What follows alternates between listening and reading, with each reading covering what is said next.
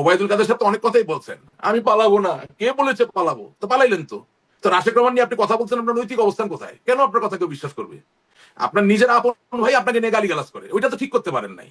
আপনার জেলা আওয়ামী লীগ যেখান থেকে আপনি এমপি, সেখানকার যে জেলা আওয়ামী লীগের সভাপতি একরাম চৌধুরী ওপেন লাইভে গিয়ে আপনাকে গালিগালাজ করে, কই আপনি তো কিছু বলতে পারেন নাই, আজ পর্যন্ত পরিষ্কার করতে পারেন নাই। এবং আপনি কি বলে ধানমন্ডির তিনের বঙ্গবন্ধু কন্যা জননেত্রী শেখ হাসিনা বাংলাদেশ আওয়ামী লীগের সভানেত্রীর যে রাজনৈতিক কার্যালয়ে, সেখানে বাহাউদ্দিন নাজিম সাহেব বাংলাদেশ আওয়ামী লীগের যুগ্ম সাধারণ সম্পাদক, সেও তো একজন সিনিয়র পলিটিশিয়ান নাকি? সে তার এমনি এমনি বড় হয় নাই। তো সে যে তাকে লাঞ্ছতি করতে গেল ওবায়দুল কাদের সাহেবকে, সেটার উত্তর কোথায়? কেন করতে গেল? কি কারণে? আরে আমি তো অনেক পরের বিষয়। আমি তো বললাম যে ওনাকে 1991 সাল থেকে আমি চিনি, ওনাকে এত কাপড় বদলাইতে দেখিনি, হাতে আমি রোলেক্স তো দেখি নাই। তখন তো ক্যাসিও করতে বোধ আমার যত মনে পড়ে। আর এত কাপড়ও ছিল না। তা আপনি এখন সেটা হোক, আমি কারো কাপড় পরে নিয়ে পরস্তি কাতর না, আমি নিজেও ছোটবেলাতে ভালো ভালো কাপড় পরছি, অন্য পরলেও আমার ভালো লাগে, কিন্তু কথা হচ্ছে কাপড়টা কোথা থেকে আসছে সেটা দেখতে হবে তো। আর তার থেকেও বড় কথা, যিনি কবি তিনি যদি একজন ব্যাংকারের মতো সারাদিন স্যুট পরে বেড়ায়, তাহলে তার কবি লাগবে না। যিনি সাংবাদিক তিনি যদি সারাদিন মাইকেল জ্যাকসনের মতো চিকমিকা জ্যাকেট পরে ঘুরে বেড়ায়, তাহলে তাকে সাংবাদিক লাগবে না।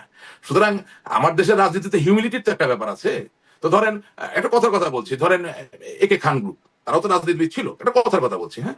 বা ধরেন আমাদের নসরুল হামিদ বিপু সাহেবের বাবা, উনি উনি আওয়ামী লীগের কোষাধ্যক্ষ ছিলেন, আমার বাবা আওয়ামী লীগের কোষাধ্যক্ষ আছেন, আর উনি ছিলেন পনেতি মানুষ, বহু সম্পদের মালিক। তো এখন ধরেন ওনার মতো একজন পলিটিশিয়ান দামি কাপড় পরে, কেউ কিছু মনে করবে না। কিন্তু আপনি মরমী নেতা সেজেছেন, এখন মরমী নেতা সেজে আপনি প্যাথিক ফিলিপ পরে ঘুরে বেড়াচ্ছেন। তো এটা কি আমি তুলে ধরা আমি আওয়ামী লীগের বিরুদ্ধে গেলাম? Really no, not at all, হতে পারে না। জি, তাহলে তাহলে এটা যদিও আমি এখন একটু অন্য প্রসঙ্গে কথা বলতে চাচ্ছিলাম, কিন্তু এটা একটু শেষ করি। তাহলে আপনি, আপনার কি মনে হয়, মানে আপনি এর আগেও অনেকভাবেই আসলে নানানভাবে সমালোচনা করেছেন, বিশেষ করে ওবায়দুল কাদেরকে নিয়ে। আমি সমালোচনা করিনি, আমি শুধু বলেছি বাংলাদেশ আওয়ামী লীগের যেভাবেই হোক অন গ্রাউন্ড, অর্থাৎ বাংলাদেশে একজন মুখপাত্র দেওয়া দরকার। এবং আমি আপনাকে দ্ব্যর্থহীন কণ্ঠে বলতে চাচ্ছি, গ্রহণযোগ্য সম্মানী মানুষরাই আওয়ামী লীগের মুখপাত্র হওয়ার জন্য প্রস্তুত আছেন, তারা জেলে যাওয়া নিয়ে ভয় পান না, এটা দেওয়া প্রয়োজন। আমরা অনেকগুলো সুযোগ হারিয়েছি, সেই সুযোগগুলো আমরা হারাতাম না। তাহলে আমার যে প্রশ্নটা ছিল জনাব রাশেক রহমান, প্রশ্নটা আমার এখানে, তাহলে আপনি বলবেন এই প্রশ্নটা একটু শুনে নেন। এই যে প্রশ্নটা হচ্ছে যে তাহলে কেন নেত্রী ওবায়দুল কাদেরের উপরেই আস্থা রাখছেন? না, এটা আমি জানি না ভাই, আমি অন্তর্জামি না। যেহেতু আমাদের এমন কোনো ফোরাম নাই, আমার জানা মতে নাই, আমরা তো অত বড় নেতা না, হয়তো আমরা ডাক পাই না বা আমাদের কথা চেনে না। এখন আমাকে যে খুব ভালো চেনে বা আমার উপরে যে খুব আস্থা আছে সেটা তো মনে হচ্ছে না, নিশ্চয়ই জিজ্ঞেস করতেন। আমি গোপনে কয়েকটা নাম বলতাম, উনি শুনে দেখতেন করা যায় কিনা। আই নো, আমরা তো এই দেশে বড় হয়েছি, আসমান থেকে এসে পড়ি নেই। সুতরাং আমি তো আমার কথা বলছি না, আমি জানি বাংলাদেশের ভিতরে এমন লোক আছেন যারা ওই পর্যায়ের গ্রহণযোগ্য। আমি আপনার অনুষ্ঠানে কখনো এটা বলবো না, কখনো এটা বলবো না, part of the strategy. Awami লীগের কর্মী হিসেবে আওয়ামী লীগের নেত্রী যদি আমাকে প্রশ্ন করেন যে তুমি আমার 5টা নাম দাও, আমি অবশ্যই 5টা নাম দিব। কেন আমি 5টা নাম দিচ্ছি সেটা ওনাকে আমি বুঝাই বলার চেষ্টা করবো। উনি আমার মুরব্বী, উনি সব বুঝবেন তা না, ওনার সিদ্ধান্তই চূড়ান্ত। কিন্তু আমি চেষ্টা করবো ওনাকে বুঝিয়ে বলার জন্য, আমি কনভিন্স করার জন্য চেষ্টা করবো। নট অনলি দ্যাট, আপনি একটা জিনিস বোঝার চেষ্টা করেন যে এখন কি হচ্ছে।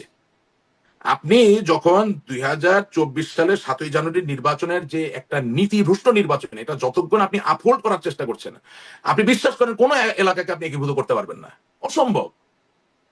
আমি তো আপনার অনুষ্ঠানে এসে সত্য কথাই বলি। আজকে ফজলে নূর তাপস ভাই, উনি ঢাকা শহরের মেয়র ছিলেন, ঠিক আছে।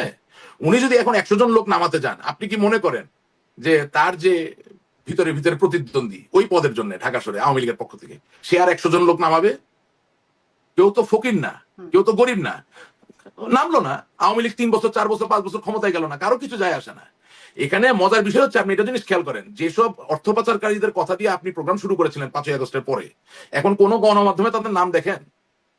কিন্তু গণমাধ্যমে খোঁজ নিয়ে দেখবেন আওয়ামী লীগের নেতা কর্মীরা মাই খাচ্ছে, তারাই জেলে যাচ্ছে। কিন্তু যারা দুষ্টু লোক, যাদের কারণে আজকে এই অবস্থা, তাদের কারো নাম কিন্তু নাই। বিএনপিও তোলে না, বিএনপি তার কোন বক্তব্যে একজন বৃহৎ অর্থ পাচারের নাম উচ্চারণ করে না। আপনাদের সময় সরকারের আশ্রয় প্রশ্রয় যারা অর্থ পাচারটা করতে পারলেন, আমাকে কথা শেষ করতে, জামাত উচ্চারণ করে না। নট অনলি দ্যাট, এমনকি বর্তমান যে সরকার ডক্টর ইউনূসের, সেই সরকার উচ্চারণ করে না।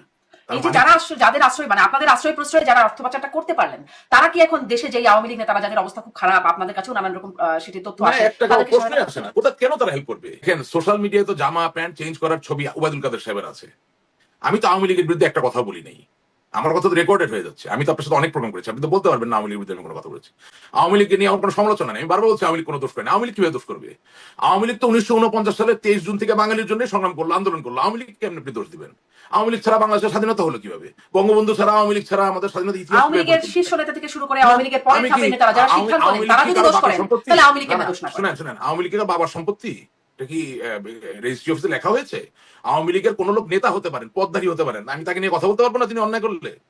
তা আমাকে নিয়ে কথা বলা যাবে না? তা আমাকে নিয়ে যদি কোনো লোক সত্য কোনো অভিযোগ আনে, কথার কথা, এমনকি মিথ্যা অভিযোগ যদি আনে, তার জন্য আমি আওয়ামী লীগ থেকে খারিজ হলাম বা উনি কি খারিজ হলেন? ব্যাপারটা কি এরকম? একেবারেই তা না। এটা তো রাজনৈতিক দল, এটা গণতান্ত্রিক পথ।